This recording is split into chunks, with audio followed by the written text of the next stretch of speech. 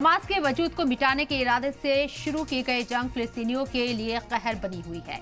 6 महीने की जंग में 70% खवातीन और बच्चों समेत गाजा में 33,000 से ज्यादा लोग मारे जा चुके हैं, जबकि 75,000 से ज्यादा लोग जख्मी हैं। फिलहाल इसराइल ने गाजा से अपनी आर्मी वापस बुला ली है। इजरायली अफसर का कहना है कि आर्मी अब हमास के घर रफा में जाने की तैयारी कर रही है। गाजा में इजराइल हमास के बीच पिछले 6 महीने से जारी जंग के बीच फिलिस्तीनियों के लिए एक अच्छी खबर है। दरअसल इजराइल गाजा के साथ इरेज क्रॉसिंग खोलने के लिए तैयार हो गया है।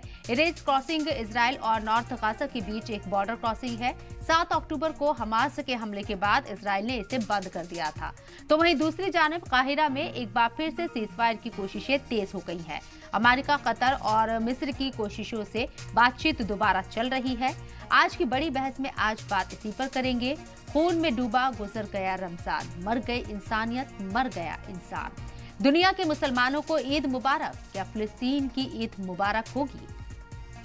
तो ये सवाल लगातार बना हुआ है, क्योंकि अब तक जिस तरीके से लोगों की हलाकतें हुई हैं वो आंकड़ा बहुत ज्यादा है। 33,000 से ज्यादा लोगों की मौत हो चुकी है इस वॉर में, इस जंग में। और काहिरा में जो अब मुज़ाकरात के लिए कोशिशें हो रही हैं, क्या ईद से पहले पहले इसका कोई एक ऐसा रिजल्ट सामने आएगा जो मुस्बत होगा और गाजा के लोग ईद मना पाएंगे? लेकिन इस खाना जंगी के बीच क्या वाकई में ईद मुबारक हो सकती है फिलिस्तीनियों के लिए? ये सवाल लगातार बना हुआ है।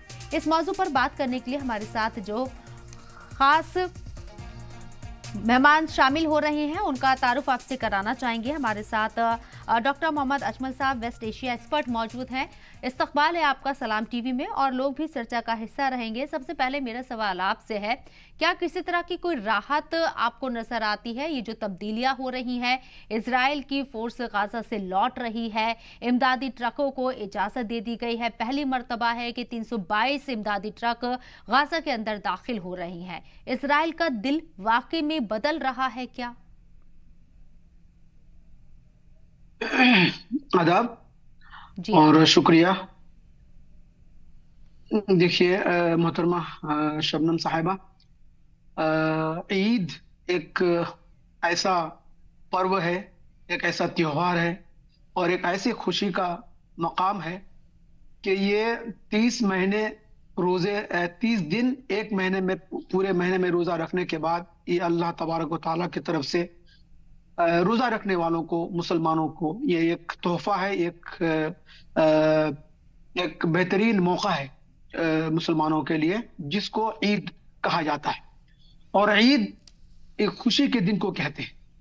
और इन हालात में गजा के मुसलमानों को के लिए, फिलिस्तीनियों के लिए, जबकि लगातार 6 महीने के अंदर, 6 महीने से ये एक ऐसे बम्बार्डमेंट, ऐसे हलाकत खेज हमला जो उनके ऊपर हुआ है और हो रहे हैं लगातार, क्या इन हालात में उनको वो ईद मुयस्सर होगी जो रमजान में रोजा रखने के बदले में मुयस्सर होती है?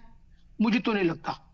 इसलिए कि ईद तो एक ऐसा मौका है कि अल्लाह ताला मुसलमानों को, और खुसूसी तौर पर इन हालात में जबकि फिलिस्तीनी मुसलमानों के ऊपर इस तरीके से एक अजाब और कहर बरपा के रखा है इसराइल ने और ये सहयूनी ताकतों ने, कि ये इनको एकदम भी एक ऐसी सांस लेने का मौका उन्होंने नहीं दिया है कि जिसमें वो राहत की सांस ले सके।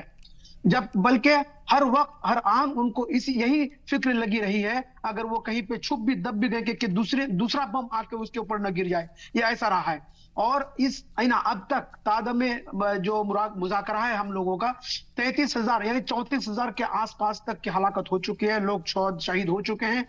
और वहां पर जो बमबारी और जो हलाकत और जो बर्बादी और इमारतों का जो सत्यानाश जो हुआ है, उसको तो देखने के लिए बिल्कुल मतलब नाकाबिले यानी इंसान को नाकाबिले तवक्को है। ये लिख ही नहीं सकते, दिखाई नहीं देखा नहीं जा सकता है। इसलिए कि अब गजा जो है खंडर में बदल चुका है। अब गजा वो नहीं है जहां पे मस्जिदें हुआ करती थी, जहां पर सकाफती इदारे हुआ करते थे, जहां पर कल्चरल प्रोग्राम के वो बिल्कुल, ऑर्केस्ट्रा और या इस तरीके से ये ओपेरा हुआ बहुत